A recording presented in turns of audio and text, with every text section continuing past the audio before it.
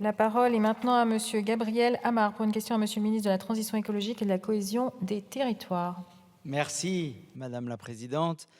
Madame la Ministre, à l'heure où la crise climatique est une urgence absolue, où la biodiversité s'effondre partout dans le monde, où nous sommes entrés dans la 6e extinction de masse, la première causée par l'humanité, votre gouvernement trouve le moyen d'amplifier le problème.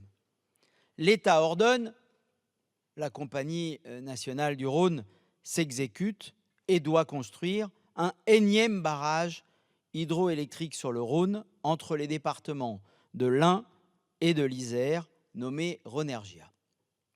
Il s'agit là d'une installation que je qualifie d'écocide parce qu'elle entraînera l'artificialisation des 25 derniers kilomètres restés à l'état sauvage. Ces travaux seront responsables de la destruction d'un biotope unique, abritant notamment 32 espèces d'oiseaux répertoriées, dont 21 sont protégées. De plus, ces travaux auront des répercussions néfastes sur le sol, le sous-sol, mais aussi sur les nappes d'accompagnement du fleuve qui approvisionnent en eau potable les villages aux alentours.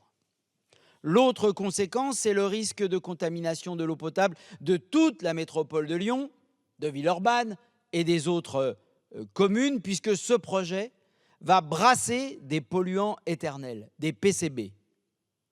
Pouvons-nous tolérer la réalisation d'un tel projet mettant en péril la santé de nos concitoyens alors même que cette zone est déjà massivement contaminée au PFAS, dont les seuils de dangerosité pour la santé humaine sont atteints. Par ailleurs, à l'endroit même où est censé être construit ce barrage, se trouvent 150 tombes gauloises et celtes. Ainsi, en plus de bouleverser la biodiversité, ce site historique sera détruit.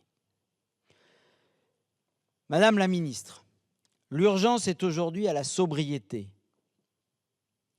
Partons des besoins réels.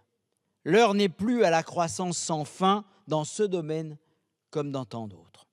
Estimé à un coût de plus de 330 millions d'euros, ne serait-il pas plus judicieux d'investir dans des alternatives comme l'entretien sérieux des barrages existants, ils sont au nombre de 19 sur le fleuve, plutôt que de les livrer à la concurrence? L'isolation des bâtiments passoires thermiques, la réhabilitation des moulins, l'installation de panneaux photovoltaïques sur tous les bâtiments publics et inciter les entreprises à le faire. Je vous remercie. Merci, monsieur le député. La parole est à madame la ministre. Merci, madame la présidente. Mesdames et messieurs les députés, monsieur le député Amar, le nouveau cahier des charges de la concession du Rhône a été validé par la loi du 28 février 2022 relative à l'aménagement du Rhône, adoptée à l'unanimité à l'Assemblée nationale et au Sénat.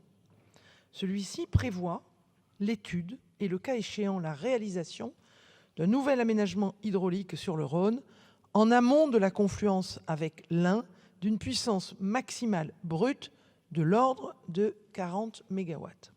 Aucune décision n'a donc été prise pour le moment concernant ce projet. La Commission nationale du débat public a été saisie sur ce projet nommé Rhonergia et une concertation préalable avec Garant, et comme vous l'avez indiqué, est actuellement en cours jusqu'au 29 février 2024, durant laquelle chacun est invité à s'exprimer et à contribuer. À l'issue de cette concertation préalable, il reviendra au ministre chargé de l'énergie de prendre la décision de poursuivre ou non les études relatives à ce projet. Cette décision sera notamment prise sur la base des recommandations du public et de ce bilan de cette concertation préalable. En tout état de cause, dans le cas où la poursuite des études serait décidée, la Compagnie nationale du Rhône devrait conduire l'ensemble des études approfondies permettant de caractériser les impacts précis du projet, et notamment ceux relevant des enjeux environnementaux et patrimoniaux. Ces études sont nécessaires à la constitution des dossiers de demande d'autorisation. Ce n'est qu'à l'issue de toutes ces différentes étapes que l'État sera amené à décider de la réalisation ou non de ce projet, en évaluant à la fois la participation du projet aux objectifs de la programmation pluriannuelle de l'énergie actuelle et à venir, ainsi que de la problématique de la gestion équilibrée et durable de la ressource en eau. Je vous remercie.